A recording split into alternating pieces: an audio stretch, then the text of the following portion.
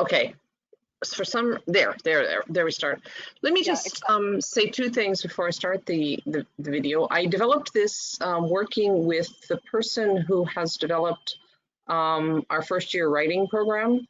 So in our English department, a very experienced English professor. So I sought her advice when I was making this presentation, which was very helpful. So that's one thing. And the second thing is, it's kind of a strange presentation for me to be giving because our school does not require a college essay from the high school students. We do require it for our graduate students. So this is mainly aimed at the secondary school students who would be applying for a bachelor's. Although, like I said, our school doesn't need it, but I'm happy to deliver it because I know it's an important skill and students will be picking between many universities. So I think we want to start with saying what is the purpose of the essay. And it's really to demonstrate your academic ability in a way that's different than the way your grades are showing, your transcript is showing, and your test scores are showing. So one is your writing skills, because when we just see a transcript, we don't see actually how well you write. Most important, I think, is the depth of thought and reflection. So you're not just describing any event or something, you're actually reflecting upon it, because those are some skills that will serve you well as a student. And really, we're looking for evidence of an active mind. We also want to, essays serve a specific purpose for, really top students may get admission into several different universities at one time. So they're reading the essay to say, well, if we give you an admission, will you come here, or are we just a notch on your belt because you're going to be getting 3 offers? So you want to address the essay to that, why that specific university is interested in you. Your ability to diversify the incoming freshman class. Do you have a unique background? And that's pretty easy because, first of all, you'll be mixing in with American students and you're not from the United States. But also, will you bring a different perspective that will enrich the whole experience of all the students in the oncoming class? And your personality should shine through. They want to get to know you a little bit. Are you going to make a memorable impression and stand out in interesting ways? So the essay tells the university some things about you other than your grades and test scores. So that's really the bottom line of that. And they want to know if you're going to be happy at that institution. So if you're from a big city and the school is in a rural area or vice versa, maybe that environment isn't going to be a good fit for you, and they're trying to determine that with the essay. The next thing to know is who is the audience for the essay, and to really write the essay with that audience in mind. Your audience is an American adult admissions staff who've read thousands of essays and are in the process of reading hundreds of essays this week, right? And they're reading for the purposes we just discussed. Now remember, they're reading through a US cultural lens. So you have to think about, how does US culture differ from your own culture? The things that US culture encourages are things like ability, your independence. Are you original? Are you confident? Are you open? And are you well-rounded? So yes, we want the most brilliant students to come to the university, but we also know sometimes students who only study, other parts of their personality and other parts of their abilities have not yet been developed. So if you have done other things like volunteering or sports or hobbies or religious activities, whatever it is, you can share some of that so that somebody gets the sense that you're fairly balanced in all of your development. The third thing to really think about is the writing process, because a good process is going to lead to a better essay. First of all, give yourself enough time. So the writing should begin a few weeks before the deadline. Begin by jotting down some ideas, some things you know you want the reviewer to know about you by the time they finished reading the essay. Do multiple drafts, but between each draft, let them sit overnight. Share your draft, so the student should share their draft with a counselor or another adult who's fluent in English. And here's one trick that I have used successfully through many, not just for my essay there, but all my writing. Read your essay out loud, standing up in front of a mirror. It's amazing. You will catch mistakes that you won't if you're just reading to yourself. And also, if you're standing in front of a mirror, you'll know you're proud of your words or not. If you're applying to multiple schools, each essay needs to be tailored to the unique question or prompt that the school is asking. So don't just write, you can write a generic essay, but then you have to go back and tailor it for each school you're applying to. And do not copy from the internet, and avoid using a thesaurus, because even if you know a word, it may not be used in quite the right way, especially if you're working in a second language. Be sure your grammar and your spelling is good. And you'll have to check your spell checker, because spell checkers don't catch everything. So this is just basically, there's only a certain number of kind of essay prompts that exist in the world. One is to share your story, something about you. Another one is learning from a problem, an obstacle, a mistake. Another one is, why do you want to attend this university? And then sometimes universities just say, write an essay with no instruction. So let's dig into the first two a little bit more. Share your story. You want to say something that you're very interested in, what captivates you. You want to describe some maybe extracurricular activity you're involved in, but not just describe it, you also want to reflect upon why that activity is exciting to you. Same thing if you could write about a book, and why you found that book particularly insightful or meaningful. Same thing with the person you admire. So these are common things that what they're trying to do is to get at a little bit more about who you are as a person by asking you one of these type of questions. The next one is learning from an obstacle. There might be a question of like, how do you explain how you solved a problem, or share how you grew from a difficult experience, or what did you do when your beliefs were challenged? And this is really to try and sort out how much resilience you have. You know, are you going to be able to handle something? You're halfway around the world, studying in a different country. It might all be foreign. It might be hard. So they were trying to see, would this be the first time you're running into some kind of difficulty in your life? Or are you, you've been through that, so the next time it happens, it won't seem so overwhelming to you. As we've discussed before, why do you want to attend this university? You want to say something about the university. Oh, I just loved the physics program, or because I saw this professor was there and I saw he did this experiment, something like that. And then I think in some ways the hardest one is the topic of your choice, because they're leaving it completely up to you and you're not quite sure exactly what direction to go in. But then you have to just really think about, why the purpose of the essay exists in the first place. Some do's and don'ts of the writing process. Some things you should be sure to do. Read some other essays online for inspiration. They're all over the internet. They're pretty easy to find. You want to start early, write multiple drafts. Pick, if you get a choice of different prompts, be sure to write about the one that's something important to you, not the one that you think that the person on the other end wants to read. And you want to share a personal story because they're trying to get to know about you, but you're doing it to get across a message, which is you're telling them something that you think is important that they should know to select you. So you're not just telling an interesting story, which is funny or sad or happy. You're trying to say, through this story, I'm telling you something about myself. Be reflective about what the experience taught you. So those two things kind of go together. Use specific examples. Just say, I love my grandparents. They're really nice people. Well, you want to go into some detail, like, I love my grandparents because my grandmother used to sit with me and she taught me this, and this has helped me very well in life because it helped me to overcome this kind of problem. Be honest. It's okay to talk about a failure, but then say how you overcame it or what that failure taught you. Develop only a couple of points, but go in depth with them so you can be reflective about them. Don't try to tell them everything about yourself. And you want to let your personality show through. Don't try to pretend that you're somebody else, because you're going to be at this institution for 4 years and you can't keep up appearances for 4 years. You're going to have to be you at some point. So you want to be you right at the very beginning. Speak in your own voice.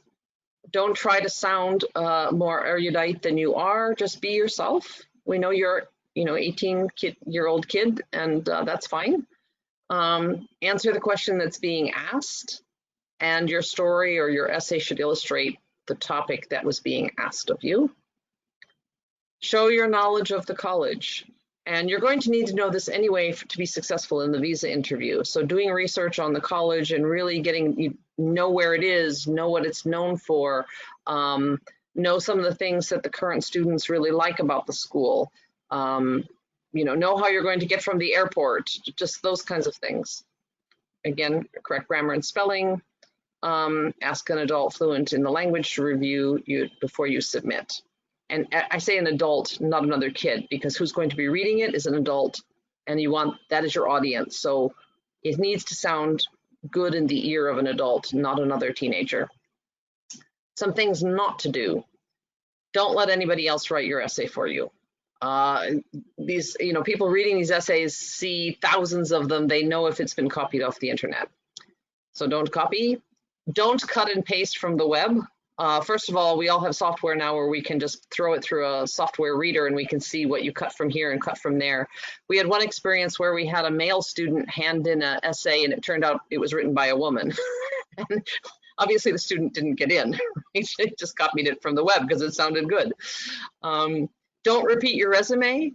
The resume is there. They can read about your grades. You could say I was a straight A student, and that got me first prize in the science contest, and I got noted in the local newspaper, and here's what I got the prize for. I put together this new thing, blah blah blah blah blah. So if you are going to refer to the resume or refer to your transcript, make it a story that's unique. Don't contradict your resume or your transcript. Don't just describe, be reflective. Reflect upon the experience. And don't say what you think the admission office wants to hear. You want to speak true to yourself. And don't rely on the spell checker. You need to check the spell checker. Don't wait until the last minute. After you've written your essay, you want to have the opening punchy sentence, a good hook to open the story, something that's going to surprise the reader or get them interested or have them feel some emotional connection with you. But write this last after you've written your whole essay, and you want to point to what's going to be in the essay. You don't want to just make a great opening line and then talk about something else. And then for graduate programs,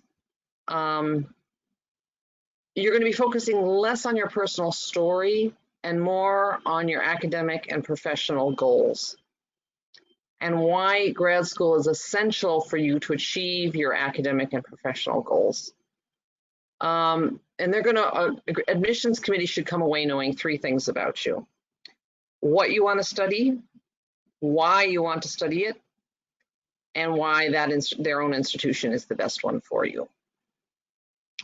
So those are really the main points, but I'm happy to answer any questions if you have any.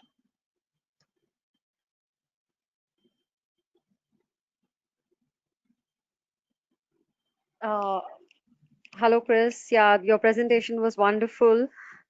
Thank you. There's one question that I would like to ask you. If a student is applying to your university for any course, right?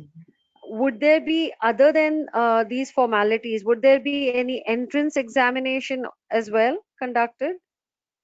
So during the COVID period, so if a student is applying for this fall, there's no ACT or SAT. And we are in the process of maybe making that permanent. There is, the University of California system just did away with ACT and SAT, and that's going to lead what the rest of the country does. And already in the state of Illinois, the legislature has been thinking about, for the whole state, getting rid of ACT and SAT. Right now we've done it, we were able to, normally we can't change our published criteria in the middle of a cycles, but because of the pandemic, we were able to do it for the fall, even though our published material says you need an ACT or an SAT. But I have a feeling, just given the way the whole country is going, we're going to do away with that permanently, because we know it disadvantages certain students from certain communities. So it's not really a valid test. At the graduate level, no GRE is required. Only for our College of Business is a GRE or a GMAT required. And again, we've waived those for the pandemic right now. All right, but would that not affect the criteria? I mean, if the government is taking a decision, would that not affect the quality of students that you're going to take in? So, I mean, I think feel somehow. Yeah, please. Yeah, I feel somehow these examinations are quite crucial and important for filtering, for filtration. The problem is, I mean, right now, what we've been doing in the past is a formula, your grades plus your test scores, because we know some students do better kind of in a systematic grading system and other people do better on tests. So we've had a mixed criterion. The problem is that we know certain groups of students are completely disadvantaged by the examination. I'll give you an example myself. I'm dyslexic. I can't read very well, which is kind of ironic. I'm a professor, which I've been able to overcome it, obviously to go on and write books and everything. But in a testing situation, my old anxieties from being a child go back and I don't test well. In fact, I tested so poorly, I had to get a special doctor to write a letter to say why my test results were not a valid reflection of my intelligence. So that's an extreme example, but we also know students whose first language is not English are disadvantaged.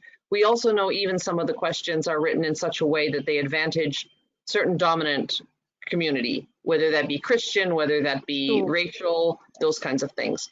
Now, the other thing to understand is that in the United States, public universities were really set up, in the case of Illinois, certainly, and around the country, was set up at the beginning of our republic, when we were trying to create an educated citizenry to support our democracy and to develop our economy.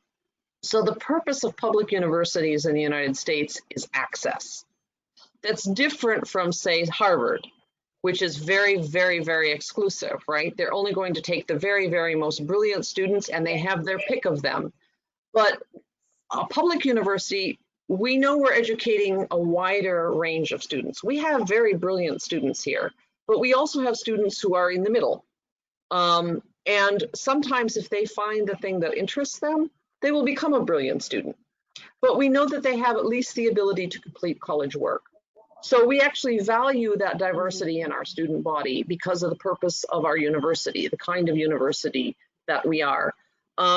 So we do have a floor, and that's why we do say, no, if your grades are below this floor or if your test score is below this floor, the floor is there to say we don't think you're ready for college yet.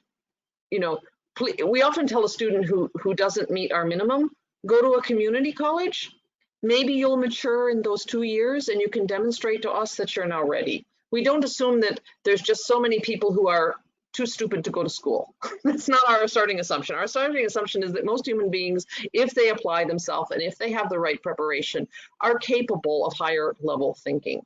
So that imbues everything that we do at our school. It's the way the teachers teach, it's the way they interact with students, pretty much everything like that. Brilliant students will do well no matter where they go. They can go to Harvard, Harvard University, they will succeed. So the top 10% of students, they can stay home and become brilliant.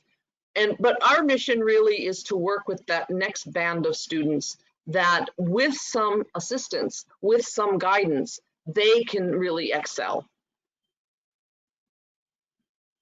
Fine. And Cris, actually, India, I would tell you that we have good quality students, but not really economically, sound. Right. If we talk about 5 to 10% is a marginal percentage that the students who would aspire to go study abroad. But if we want to pull up this 10% to 30%, then we don't have a wow category. So for those students, what remains is scholarships. They look forward for scholarships. So does your university provide anything, and if yes, then what are the norms like? What is the criteria? I would like to know that. Sure. So we ask students who are seeking scholarships to apply early. So our deadline is June 15th. but to be considered for the scholarships, they should apply by March 1st or March 15th at the very latest. And in addition to filling out the application for the university, they will fill out a scholarship application. At this point, they're going to fill out one. And then the scholarship application is online, it's electronic. It's sort of like the Harry Potter sorting hat. You know, depending on how you answer certain questions, it'll lead you towards certain scholarships and away from others. So are you in music? It'll lead you toward those ones. Are you in chemistry? It'll lead you to those ones. 75% of our students are on scholarship, but they're small scholarships. They're not full rides. We just, as a public university, we don't have the resources to give full ride scholarships. We do have housing scholarships if they want to live on the campus. So will a student get a scholarship? Maybe, and maybe not in the first year. Their chances go up once they've declared a major, because scholarships come from private donors, and oftentimes they will be motivated by their own personal experience. So a musician will give a music scholarship. A former chemistry professor is given many chemistry scholarships. The woman, you know, somebody who's worked on women's issues will give a scholarship for a woman, those kinds of things. So yes, we do have scholarships, but they're not going to be a full ride. But as a public university, we are much cheaper than private universities. And if I can pull up my other, if I can get rid of this PowerPoint, pull up my other one. Let's see how I do that. Can I close this one? I can show you a little bit more about our funding. Can I? Let's see.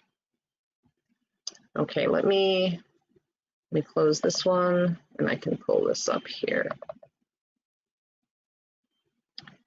And then let me move this stuff over here so I can get in here. Okay, so let's let it load here for a second. So would you want me to run through this, or I can just go right to the page about payment? What would you prefer? Kulsum, this I think we'll go, yes, Afsha? Yeah. Sorry, I was just saying that this presentation will be speaking about the university programs as well as the scholarships. So if you want her to go through the entire presentation, then I think she can do that, right, Cris? Yes. Or I think we'll go for to discuss about scholarships, Okay. maybe. Yeah, let me just run through this very quickly then. And if you share a brochure of your university, that'll be great. E-brochure, okay, maybe. You know? What I have is I have some points I can send you right now. We're in the process of getting our new brochure. It's in the final stages of production. Not an issue, not an issue. Absolutely fine. Okay, so let me.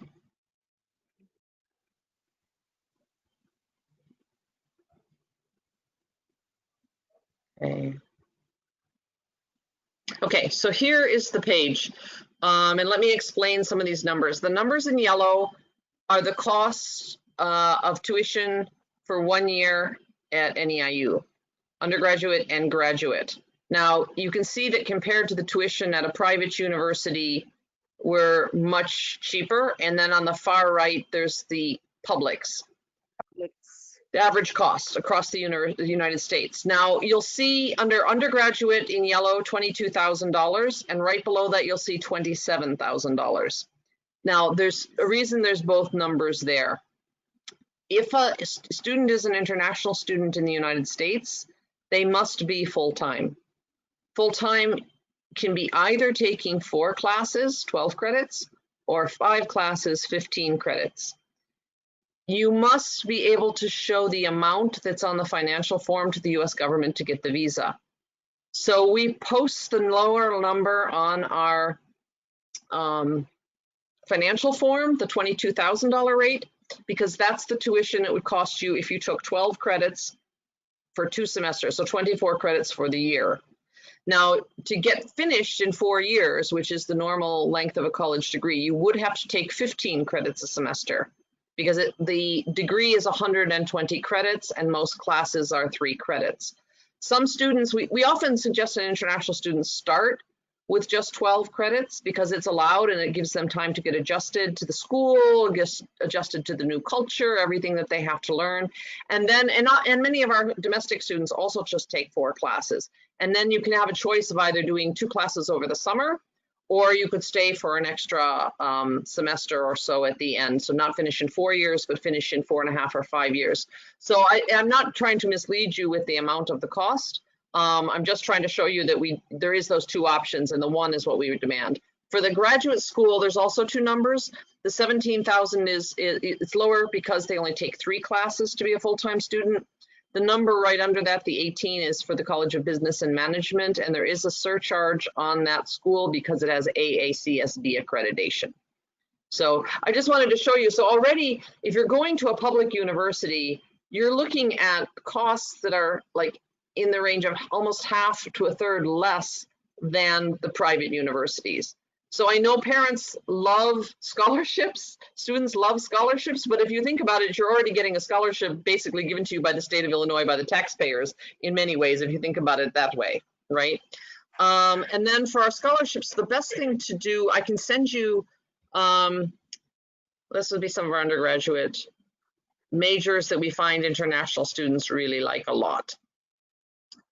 For the scholarships, I can send you a list of them, which is always a little bit out of date because we're always adding new ones. And I can also send you a link to our scholarship page, and you can go through and you can sort them and see. Now they're going to be in the range of. I think link would be better. Link, okay, yeah. The link. Link. Okay, and they run in the range of anywhere from 5,000 to 3,000. A few of them are 5,000. You can stack them. And like I said, some of them are only open to majors. So once you've declared your major, you would be eligible for them. So some schools will give you a very large scholarship for your first year to entice you to come to the institution. But sometimes those scholarships are not there in subsequent years. We do not do that. If anything, your chance to get scholarships will increase over time. But like I said, they're not huge, but you can see our tuition rate is already lower than private universities. I can also we can also send you the financial sheet, which shows tuition, fees, and cost of living per year. Please do that, because these are going to be, something which I would need to counsel when I'm counseling the students. And those who are aspiring to study in US, they would definitely want to work on finances as well, because that's going to be, apart from the other formalities, that's going to be the first bone of contention for them. Yeah. So yeah. So the other thing to know is, I know in India you can take out student loans, correct? We do, and a lot of students, they apply for students loan. Not that they depend completely on finances given by parents.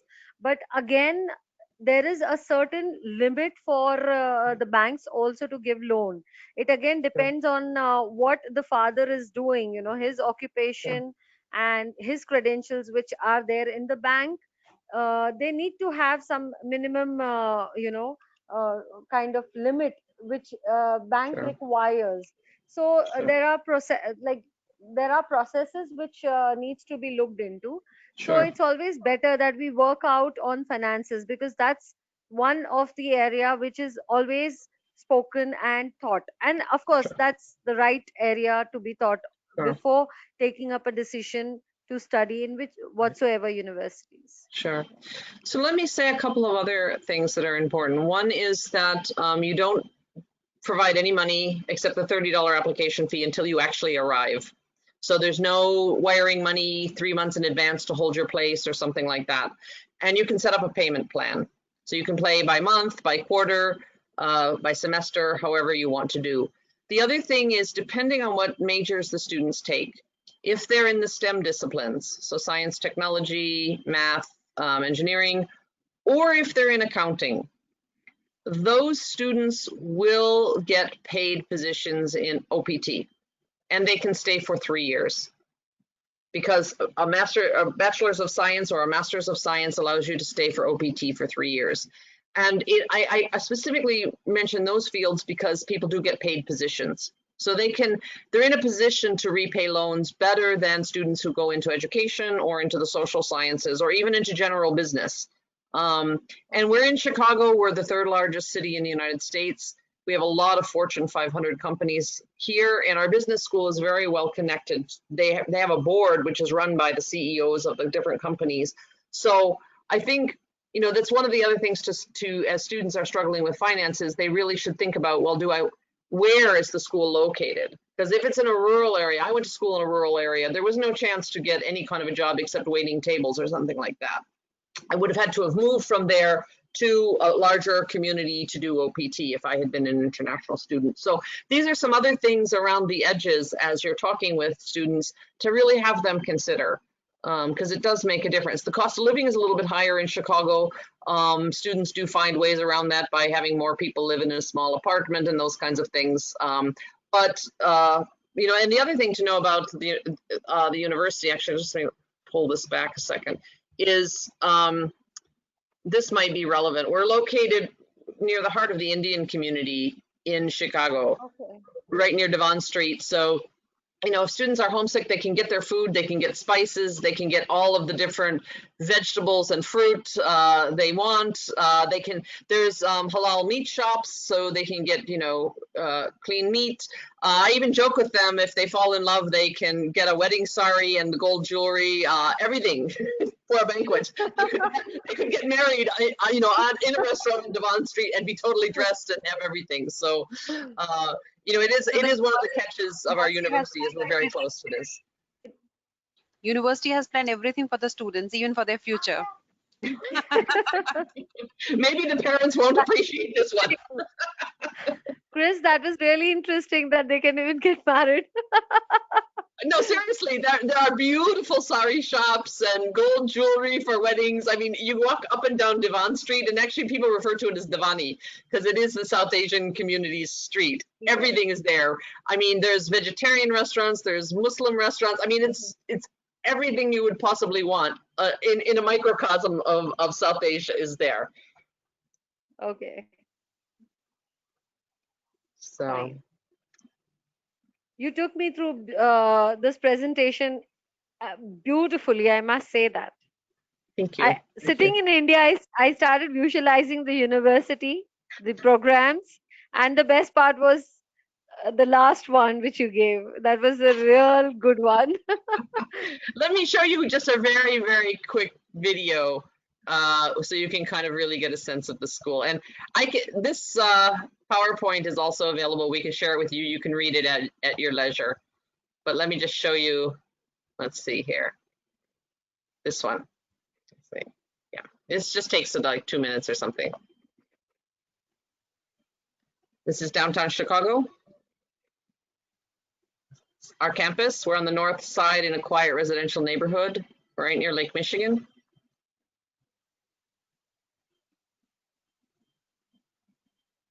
That's the main campus. Administration building. Library. Sports area.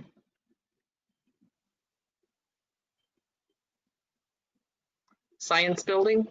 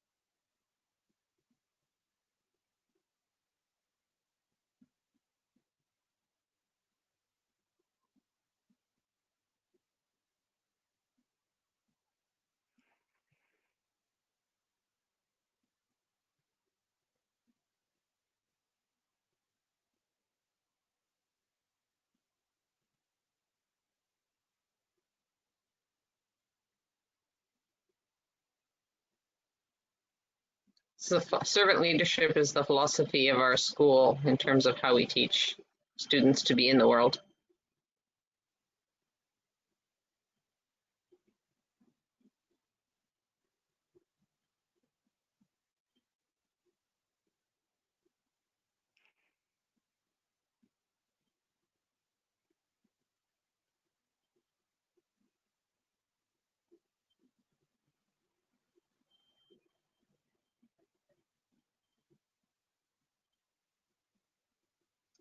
So that's actually been made for the graduate students, but it gives you a little sense of the campus and kind of some of our philosophy of the education and that kind of thing.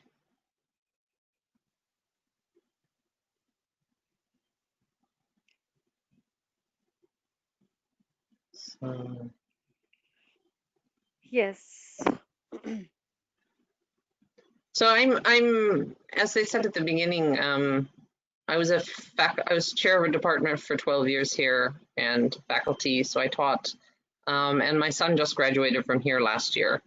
So I can speak to, I can speak watching him go through the program. I was really impressed, and just being a teacher here. So I mean, I'm currently in this role, but I can really speak to the university as both a faculty member and as a parent. And I wouldn't have brought my son here if I didn't think he got an excellent education. And in fact, he's just been offered a very, very, very lovely position in his physics. He's a physicist, so he's just gotten a top-notch opportunity, which I'm not saying the name because we're still waiting for the paperwork to be signed, but, and I watched just how it was the same thing I experienced as a department chair, how vested the faculty are in the students. We're a teaching university, so although a lot of faculty, including myself, we do research, we include our students in that research. My son got to do 3 different research projects in 2 different departments, and that led to leading him to getting a first prize in the state. And then, now he's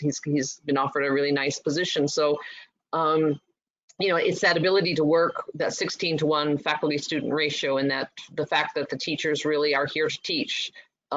This is not a Research One university, although we are involved with Research One universities to do our research. We have a really major cancer study called Chicago Check going on, and we're working with 2 Research One universities, our school and those other 2 schools, which are really looking at the differential rates in cancer across different communities, and why is that the case, and what can we do about it. So we're looking at kind of the social science dimensions of cancer in addition to the actual biological dimensions of cancer.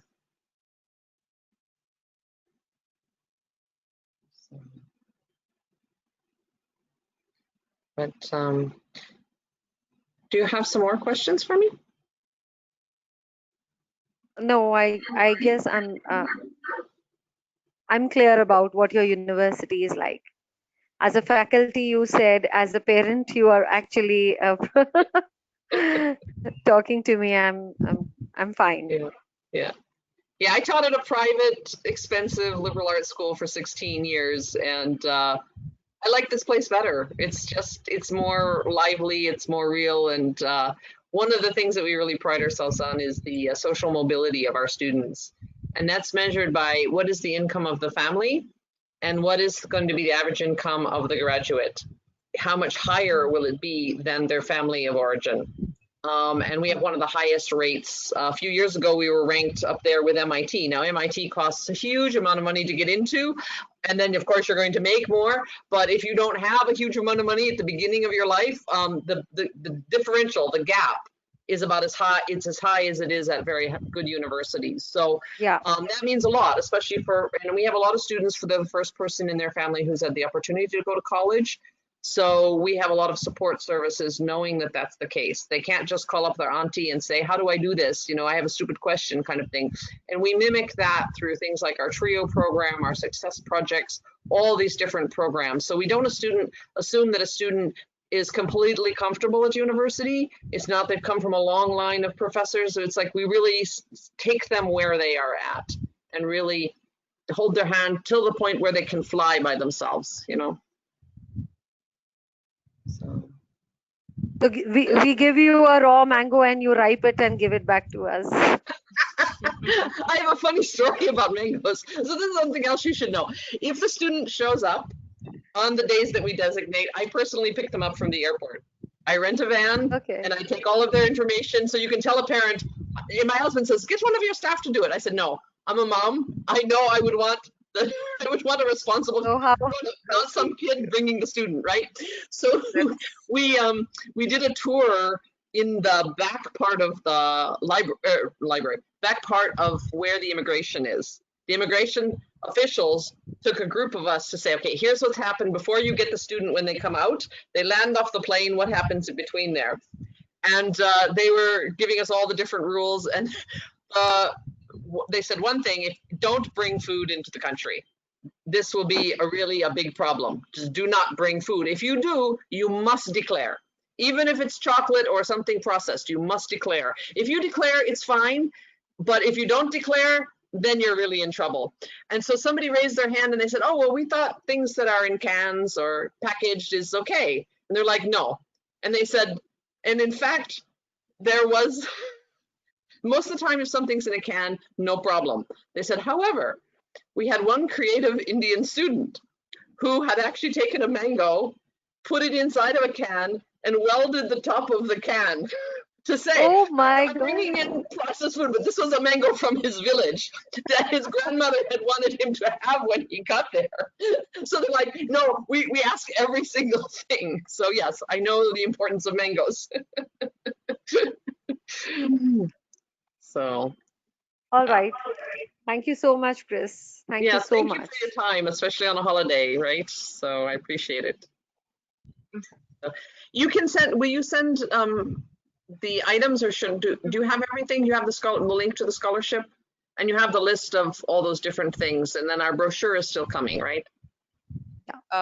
Whatever you have shared Right. with us, I'm sharing with Kulsum, and even the presentation we have now with us, the previous one as well as the new one that you have shared today. So definitely we'll be sharing all those material with Kulsum, so that she can just go through it and can have. I can take it further, yeah. Okay. Okay, all right. Well, I'm happy to answer any further questions you have, so, or to talk to the students directly. All right. So, Kulsum, all right, Akshay. Can I ask you to speak a little bit about your school, so that Cris will be having a good idea about DPS Bhopal? Yes, please. Sure. Delhi Public School Bhopal is the 11th ranking school of India. DPS Bhopal is the 11th ranking school of India. This is a CBSE affiliated school. We have a voluminous number of students in our school. So if I talk in numbers from pre-nursery to 12th, grade 12th, we have 4,500 students in our campus. This is one of the biggest campus of Bhopal with 27 acres of land, and we have everything like one can think of in regards to sports, curricular activities, libraries, and everything. Well, I am sure that you would be more interested in knowing about the students' quality. So we have been consecutively a topper in our zone from past almost 10 years. We have been toppers, and we have 3 streams like any other school: humanities, commerce, and science. Generally, my observation is that students who are from commerce background are more inclined to study abroad, vis-a-vis the ones who are in science stream, because they are quite focused. They know that we need to either crack NEET or IIT and get into any of these school of studies, either IIT or NEET. But when we talk about commerce students, then yes, there is a variety of commerce students, and most of them are inclined to study either accountancy or business administration, and that's one of the reasons that they opt to for foreign universities, because they want to pursue BBA or MBA kind of education abroad. When I talk about humanities streams, of course, they cling more to Indian universities like Lady, DU. Basically, DU is the first option our students prefer. So the main focus, or you can say the main focus of lens is generally on commerce students because they aspire to travel uh, foreign. Uh, it can be UK, US, and of late I've seen that a lot of students have applied in Singapore universities also. So that is it. Anything else, Aksha? Aksha, I can you think hear Ume, me? you have covered whatever we wanted. Yeah, Yeah. sure. Can you hear me? Yeah, I can. So let You me have say a couple. about the Let me say a couple things about our business school. We have the AACSB accreditation, which I only saw about 5. that. I saw that while you were browsing the slide. I Right. saw that. And Yeah. that was quite impressive. So, yeah. And the other thing to know is that we have a highly, highly international faculty in the College of Business. They're from all over the world. We have one Indian professor. We have somebody from the Middle East. We have many from, you name it, Korea. We have somebody from Vietnam. We have some from China. Really, I mean, they get a world. It's a very internationalized faculty. And they also travel, like Dr. Rao travels with students every year. He tries to take them to different emerging economies.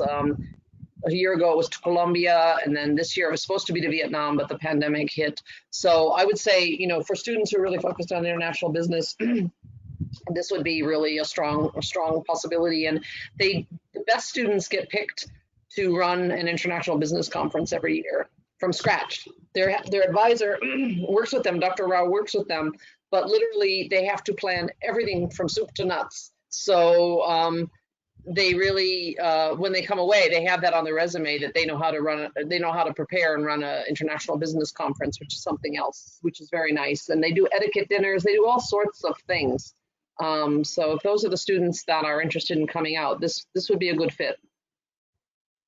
And like I said, for the accountancy students, even the undergraduates probably would get an OPT position, a paid OPT position for 3 years, because there is a real shortage of accountants in the United States right now. So it's a very, yeah, if they want to come for that, they will get placements.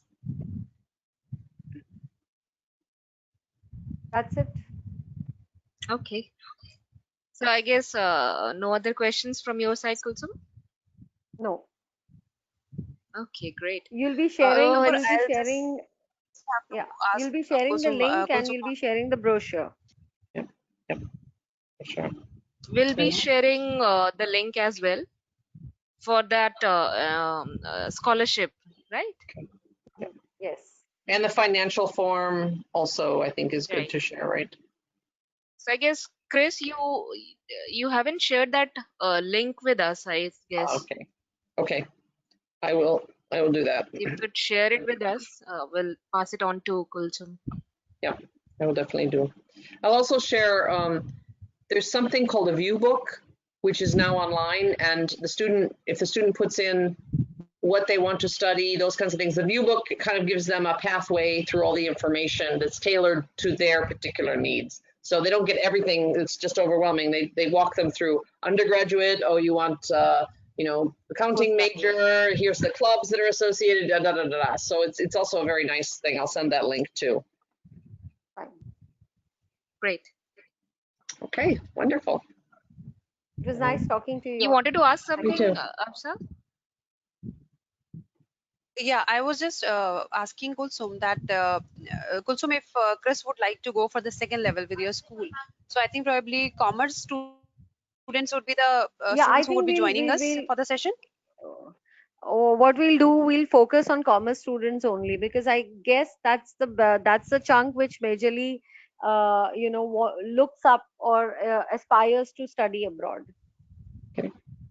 And if you'd like me to have Dr. Rao join me, he's a faculty in the College of Business from Chennai.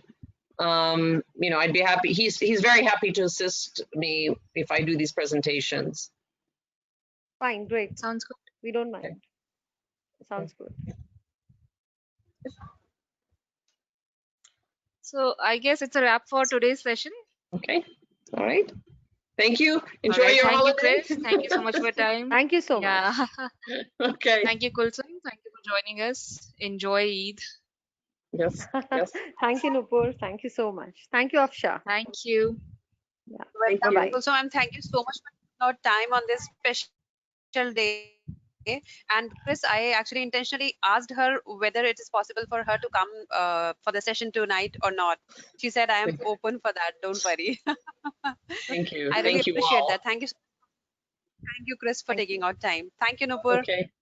Thank you. All right. Thank you, Afsha. Bye-bye. Bye. Enjoy Bye-bye. your weekend. Bye-bye.